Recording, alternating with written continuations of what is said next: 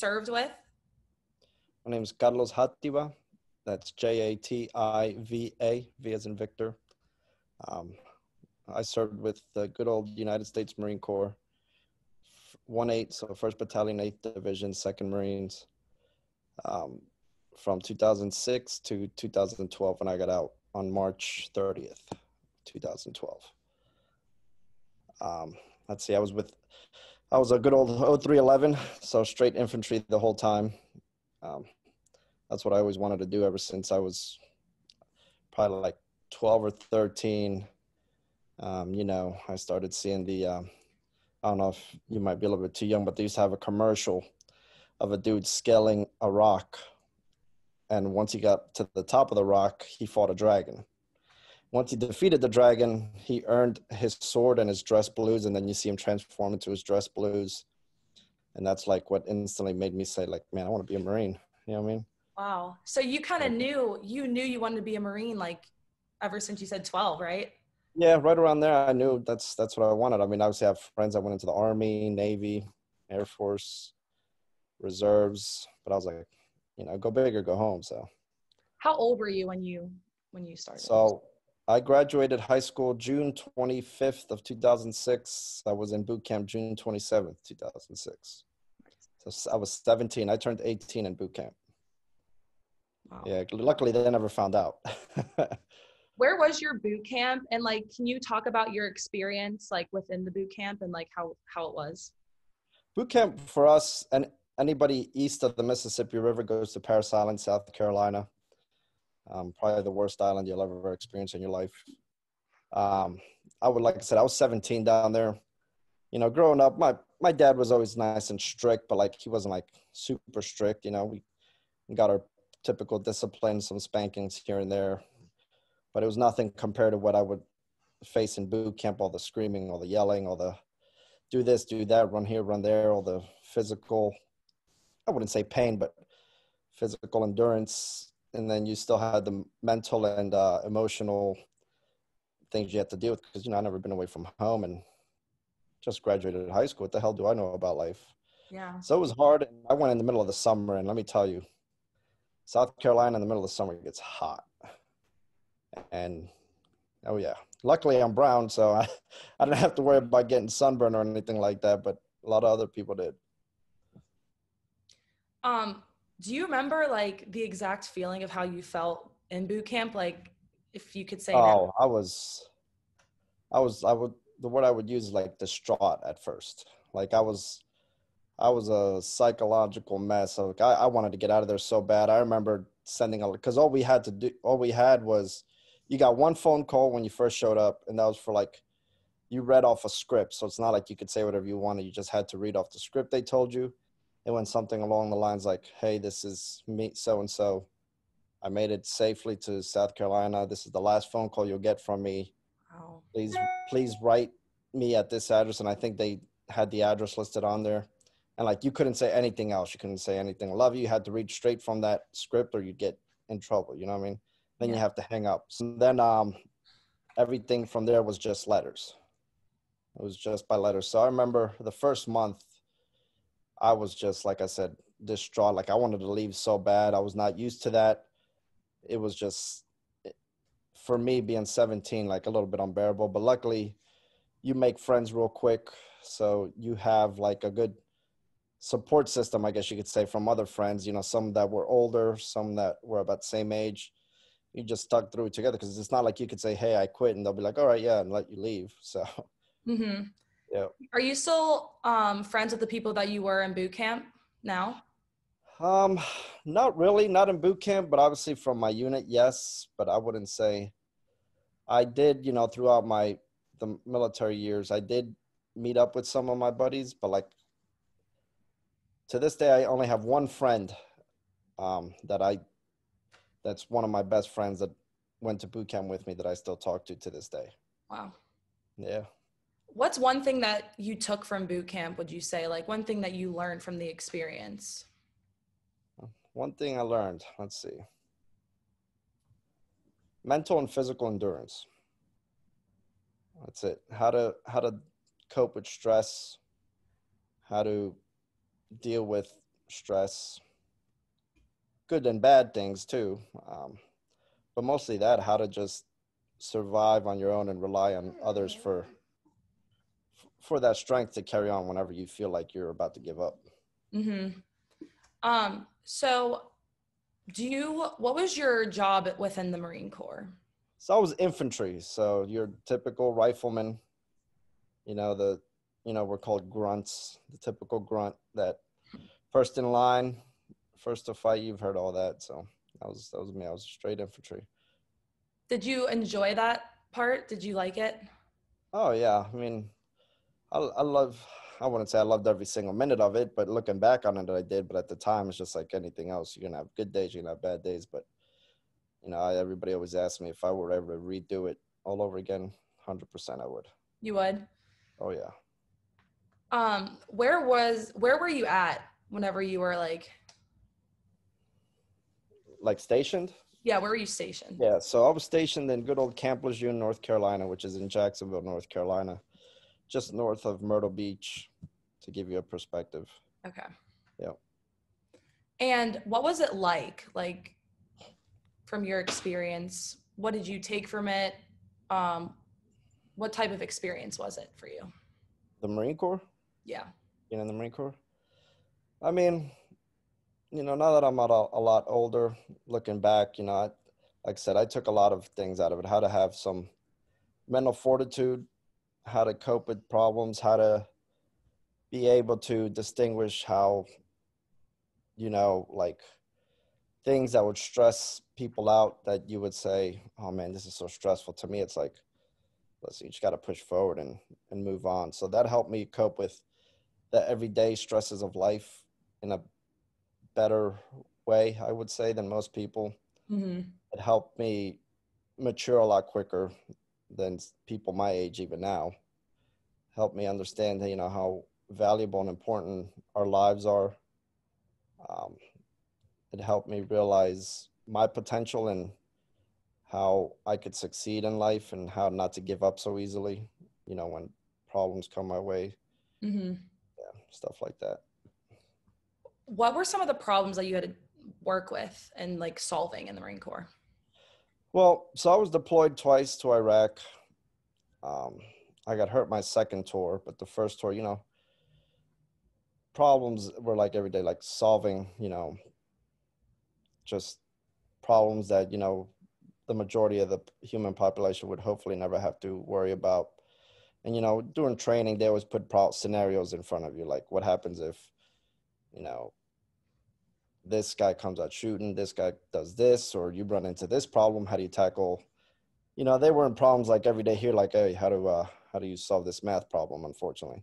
Mm-hmm. But we did have, I mean, a lot of people, especially my family, think that, just because you're an infantryman in the Marine Corps, you're pretty dumb and all you know is how to shoot a rifle. But, you tell them like you have to learn a lot of mathematical problems too. Because like if you have to be in charge of calling in for fire or finding out a grid azimuth or land navigation, that's all based on degrees, compasses, things that you have to use your mind to do. And you can't just, nowadays maybe you have your GPS, but back in the day it was just a compass, figuring out how to plot grids, fields of fire. So all those problems of like how to come up with the best strategy in order to, succeed in your mission. Mm-hmm. What was the most challenging, what did you find the most challenging part of your service? The most challenging part, honestly, even to this day, is like everything that you take with you mentally. The physical pain subdued. Like I said, I got injured in my second deployment. I got injured pretty bad. But the physical pain, the scars will always be there. But what's the biggest problem, even for a lot of veterans, is like the emotional and mental strain that it has on you. Because you're 18, 19 years old. Yeah. What the hell do you know about life? And then you're stuck in a country, in a scenario where you see your friends die or you lose close friends to you. So it's like that will always be in my head. The older I've gotten, I've learned a lot more how to cope with it, because I tell people, I was like, you'll never get over it. Anybody that has any type of mental health issues, problems, you're never going to get over it. There's no cure. There's no pill that's going to say, here, this will help you forget. You know, the biggest thing you have to learn is how to cope with it and overcome whenever you have that mental breakdown. You know what I mean? So that's the biggest thing that I've learned throughout my years. Um, I'm gonna go back to your injury. Can you explain to me like how you got injured? So we were on a patrol, driving in our MRAP, which is a mine-resistant ambush protectant vehicle. So it looks like a big semi truck, all fully armored. I'm sure you've seen videos of it. It's not a Humvee, it's not a Hummer looking, but it's like a bigger truck looking. I mean, you could always Google MRAP and you'll see what I'm talking about. We hit something on the road and it blew out one of our tires, Wow. and we veered off and fell off a bridge. Wow. Yeah, yeah. So the whole vehicle fell off a bridge, fell about 50 feet, head first into the ravine, and uh, I lost consciousness. Something went through my leg. Something penetrated my leg. My passenger, since we have like an onboard computer on our vehicles, he busted his face open on the computer, so he was bleeding a lot through the face, broke some cheekbones, shoulder bones, and stuff like that. Um, the passengers in the back, the one only lost consciousness because he got thrown around, and the other one like might have just bruised his arm. But it was us in the front that got the worst brunt of it because, like I said, it landed head first. Wow. I spent 11 days in the hospital after that. A few days in Germany, got flown back to the United States.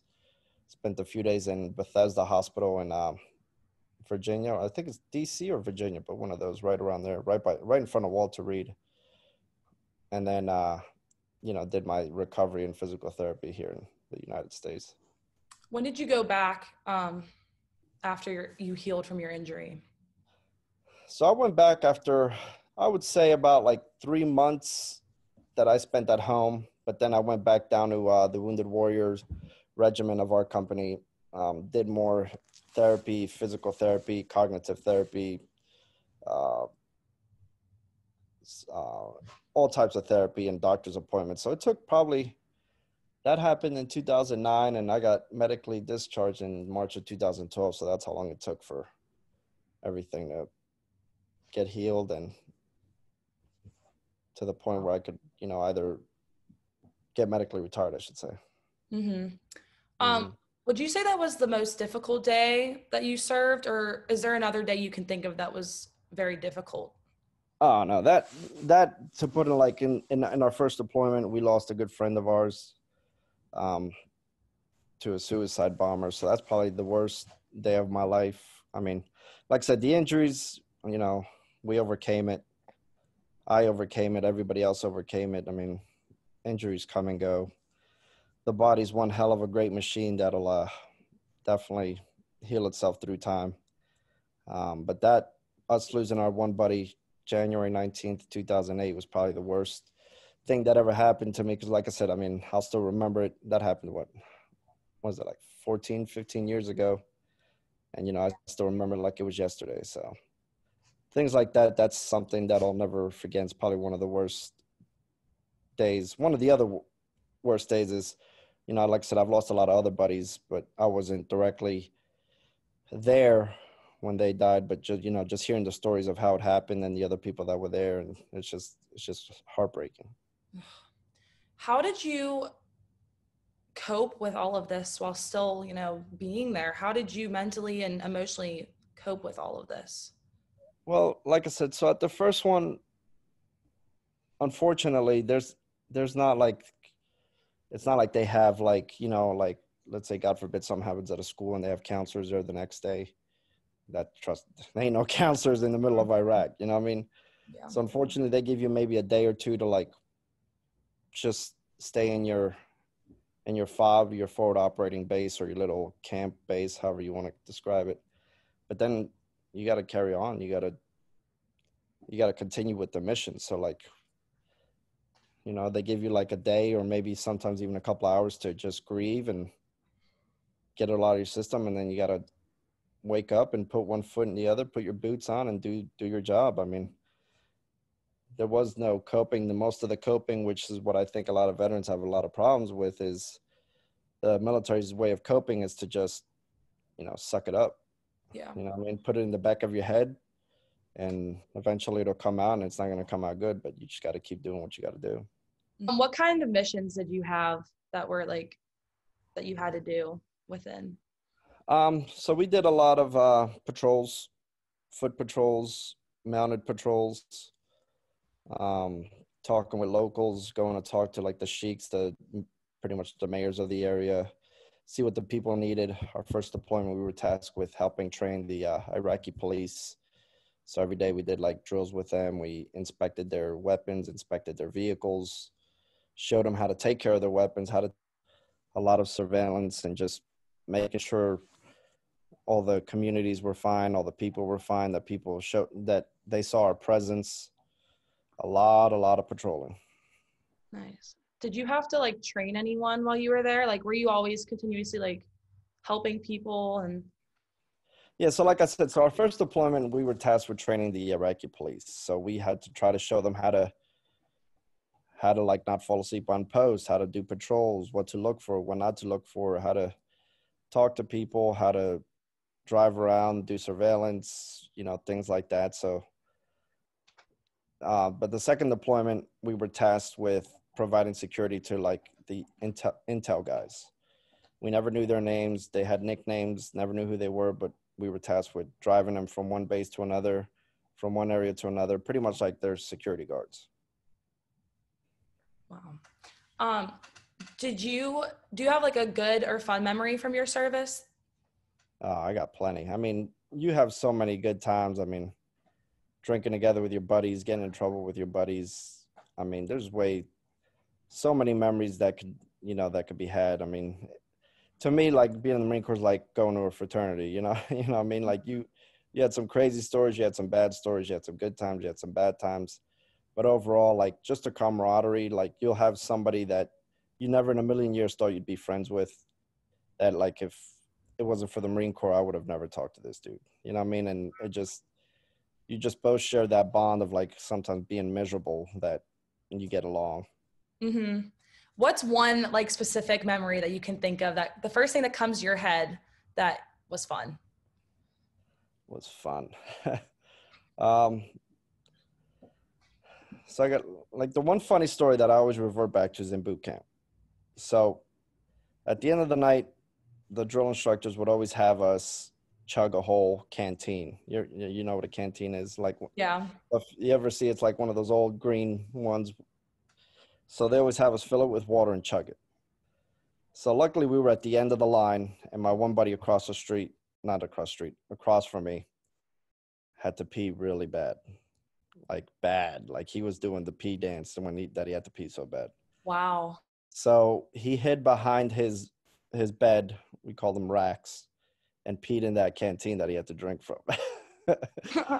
So luckily the drill instructor was coming, and I was trying my hardest to like get him like to hurry up. So he pees in that canteen, and he has to bring it out because we only have one of them. And this is right when the drill instructor is like, everybody open up your canteen, put it to your mouth, and like you just had to chug it. So luckily for him, I had an extra one. So I slid it over to him, and just in the nick of time, he was able to swap them. Wow. Because if not, he would have to. Yeah. So it's just fun. It was hell at the time.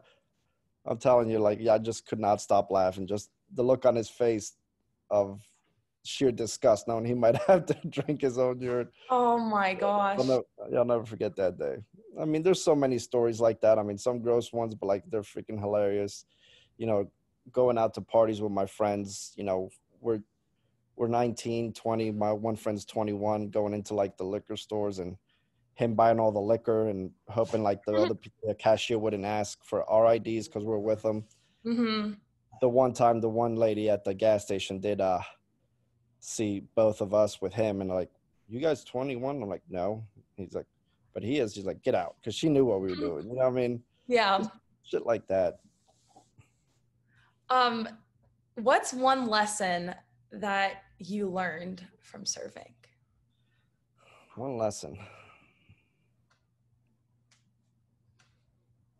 I mean, not to sound corny, but let me put it in my own words. I mean, the one thing, especially the Marine Corps was big on, it's you just got to carry on. You know what I mean? The whole saying, keep calm and carry on. I mean, that's pretty much the truth of it. I mean, we've all had stressors, we've all had problems in our lives, we've all had dealt with tragedy, we've all dealt with death, love, betrayal, you name it. At Mhm. some point, everybody in our lives have dealt with it. So the one thing the Marine Corps definitely did help me realize is how to be able to find a way to overcome it. Because at the end of the day, like I said, you got to put your boots on and carry on. You got to proceed with the mission. You can't let things slow you down. And if they do, you just have to find a way to overcome it. You can't just let it stay the way it is and you're stuck in a place where, at the end of the day, you don't want to be stuck in that place because there's not going to be no way out. You got to find a way out. One way or another, you got to solve that problem. Did you learn that, like, would you say, like, in the middle of, like, your service time, like, serving time, or after, or, like, at the end? I mean, I think it was a process. It didn't happen overnight. I mean, just like anything, nothing's ever going to happen overnight. No problems are going to go away overnight. Mm-hmm. I think I would say it's a culmination of all my years in the service, but it's also a culmination of all the struggles that I had to endure once I got out.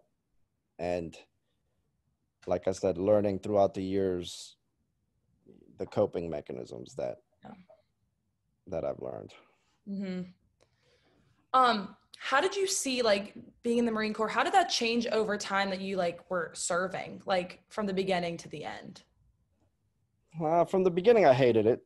I mean, like I said, at boot camp, I hated every second of it. Then I liked it. Then when I went to my new unit, it was a huge haze fest because you're the new guy. Mm-hmm. Everybody's been there for longer, so you get hazed a lot. So I hated it then. Then when on deployment, it was okay. Then I hated it. The constant fear of freaking not knowing if you're going to come back or not. You're out there for 7 months and you didn't have no idea what's going to happen. But then you have, like I said, those good memories, the good times with your brothers that make it worth it. Then I hated it again, coming back and having all those memories in my head. But then, you have your peers, you have your friends, your good group of guys that, you could trust to. And then I loved it again. It's just a love-hate relationship. That's what the Marine Corps was for me. What was your one motivating factor to keep going? Um, Obviously, like I'd want to say it was my family, but like I said, I mean, at that time, me being so young, I don't. In my head, I was like, well, my family will never understand what I'm going through. So it's mostly all my friends or the people that you serve with that you're really close with that push you to, just wake up every day and go out there and be miserable with them if you're doing, because, we'd go out and do training operations in the middle of the rain, the snow, the cold, the hot. So they're just as miserable as you are, and you keep each other motivated that way. Mm-hmm. Um, so I know you kind of already answered this question, but I want you to go a little more in depth. Would you do it all over again if you could, and why exactly? Well, like I said, 100% I'd redo it. Every single thing. I wouldn't change a single decision I've made, um, because it's made me the person I am today. Mm-hmm. Good and bad. I mean, I'm still not perfect. I'll never be perfect. I still have my flaws. I still have my issues that I have to deal with. But I think at the end of the day, it's made me the person I am today. I got a good job, respected, I mean, and I don't think I'd be in this position or in this place where I'm happy with myself if it wasn't for the experiences I've had ever since I joined the Marine Corps. Mm-hmm. Do you remember the day that you came home? Do you remember that day? From which one? Which deployment? You can go from the first one and then the second one. So from the first one, it was a huge sigh of relief. Um, what sucked though was like when I finally was able to go home, like back to New York, there was nobody waiting for me. Nobody picked me up at the airport. No, actually, I drove. I drove up from North Carolina. I mean, a friend of ours from the church we were going to put up banners at my house, but like There wasn't no huge big welcome party. There wasn't no huge like everybody waiting to surprise me. It was just like, oh hey, good to see you. You know what I mean? Mm-hmm. The second deployment was horrible because I was hurt, but I got taken care of so well at like the airport. You know, people are like, hey, he's a wounded warrior. They drove me everywhere. My parents greeted me. I mean, it was just a sad moment, but you know, it was also a happy moment because I was alive. I mean, I was a little messed up, but hey, like I said, the body heals, wounds heal, scars heal. But you know, and then when I separated, when I got discharged from the Marine Corps, it was like a bittersweet moment. You know what I mean? Part of me wanted to stay in, the other part of me wanted to move on with my life. So it was like a rough time for me because in my head I was like, did I make the right decision? Mm-hmm. No, I can't go back in, you know. So Would you recommend that young people today join? oh, 100%. 100%. I mean, I wouldn't suggest going straight out of high school. Maybe go to school first, Mm-hmm. get a little bit more maturity in your mind because once your mind, I wouldn't say broken, but once you have those experiences in your head at such a young age, you don't know how to handle them. Mm-hmm. You don't have that maturity, that, you know, I don't know how to put this, but like maybe that IQ or whatever to be able to process the things you're about to see, the things you might have to do, the things you are going to do, the emotions, everything that's going to come at you all at once, and you're going to have your parents there to run to, or you know what I mean, Yeah. they're not going to be there to save you. I mean, they'll be a phone call away, but that ain't going to help you. So Mm-hmm. I feel like everybody should at least have those 4 years of experience. When do you think that you started to mature? Like when did you start seeing yourself mature? Shit, I still haven't matured. um, I mean, it's just a process. I mean, I would say after my first deployment, I was a lot more mature than most of my friends that went to college or some that didn't. Mm-hmm. So I feel like it's just a process of the experiences you go through. I mean, I'm still maturing to this day. I'm still learning things. I'm still adapting to my surroundings. I'm still bettering myself. I'm still uh, getting myself right in my head. So, I mean, I'm still maturing, but obviously, probably I would say like right at around 19, I was a lot more mature than everybody my age at that time. Gotcha. After you came back home, what did you do? Like, what did you end up doing? Well, unfortunately, that was like a horrible part of my life because I started drinking a lot. Um, you know, I didn't know who to turn to, who to call or be like, hey, like I'm having problems, I'm having issues. I didn't know who to talk to. So unfortunately, it wasn't like the best years of my life, or Mm-hmm. months, I should say. Went down a dark path of, you know, just drinking all the time. I got divorced because, you know, I was just being an asshole, wasn't thinking straight. So it wasn't always, you know, all like this whole like rainbows and butterflies. You know what I mean? I had to really rely on other people to help me through those struggles, which luckily I did. I had good friends with the Wounded Warrior Project who have helped me immensely. The VA, all their mental health services. So, you know, when I got out, like I said, it was bittersweet. So it was more bitter than sweet, but eventually I overcame it with the help of, like I said, my friends, my peers, these organizations that truly want to help you. So Mm-hmm. things like that. Can you go into a little more detail on the Wounded Warrior Project? Um, so the Wounded Warrior Project, I mean, I signed up with them because I got hurt in Iraq, and they've definitely helped me out a whole lot. I mean, they have so many programs, so many activities that you could sign up for that are free at no cost to you. They'll call you if you have any problems. You could call them, be like, hey, like I need an issue with this. I'm struggling with this. What can I do for this? I mean, they have so many things out there for you. They have an office now down in the North Shore. I don't know if you've ever seen it.